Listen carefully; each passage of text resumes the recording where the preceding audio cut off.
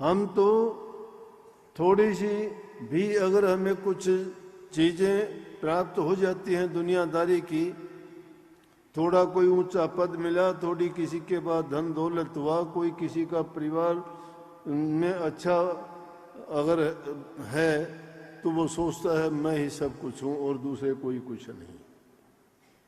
लेकिन जिनके सामने ये सच्चाई आई और जिनको महापुरुषों का संग मिला, संगति मिली और उनके सत्संग सुनने का अवसर मिला, तो उनका जीवन ही बन गया।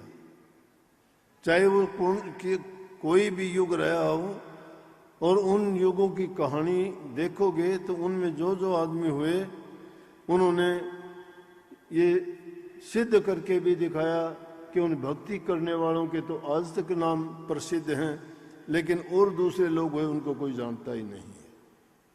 लेकिन प्रभु से प्रेम जब हुआ इंसान का तो ही वो बात बनती है। अब कबीर साहब ने जो ये कही कि इसमें वो इतना ओखा रास्ता है कि जिस पर चलना इतना आसान होता तो सभी चल लेते। वो ओगट घाट है, रपटीली है। ओगट माने टेढ़ा मेढ़ा, जिसमें बहुत बाधाएं हैं। और रपटीला क्यों है कि कदम कदम पर गिरने की उनमें संख्याएं बनी रहती हैं जब तक इंसान सचेत नहीं रहता। क्यों कि माया अपना दाव लगाए बैठी रहती है। जब भी थोड़ा सा भी इंसान में देखता है कि ये विचलित हुआ और वो ऐसा गिराती है, फिर उसमें उठने की हिम्मत नहीं रहती। उसको फिर बैक आके ऐसा डालते हैं कि नीच गति में ले जाते हैं। और जिसके पल्ले प्रभु की भक्ति नहीं है तो वो इंसान कैसा है, जिस प्रकार से कितने ही अच्छे व्यंजन क्यों न हो, अगर थोड़ा सा उसमें नमक ना हो तो वो नमकहीन स्वादहीन चीज बन जाती है। उस नमक के कारण जिस प्रकार सारे व्यंजन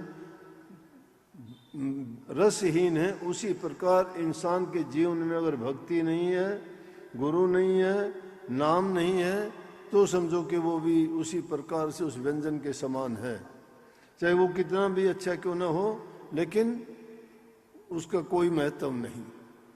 इसलिए भक्ति करना, मालिक की बंदगी करना, उनको याद करना इंसान के शुद्ध विचार बनाता है, मन को पवित्र करता है। और पवित्र मन और शुद्ध विचारों वाला ही इंसान प्रभु की मौज को प्राप्त करता है। नहीं तो वो दुनियादारी में काल अपना जो खेल खेलता है, उसके जंजाल से ये जीव नहीं निकल पाता। और वो रपटीली राह है, उसको कैसे उस पर पहुंचा जाए, कि किस प्रकार से कबीर साहब के इस समय की खुद की ऐसी बात है कि वो ना तो ज्ञानियों का रास्ता है, ना ये धनवानों का है। कर सकते हैं, सबके लिए सुलभ है, लेकिन अगर कोई चाहे तो उसके लिए आदमी को शुद्ध मन और शुद्ध पवित्र विचार ही चाहिए।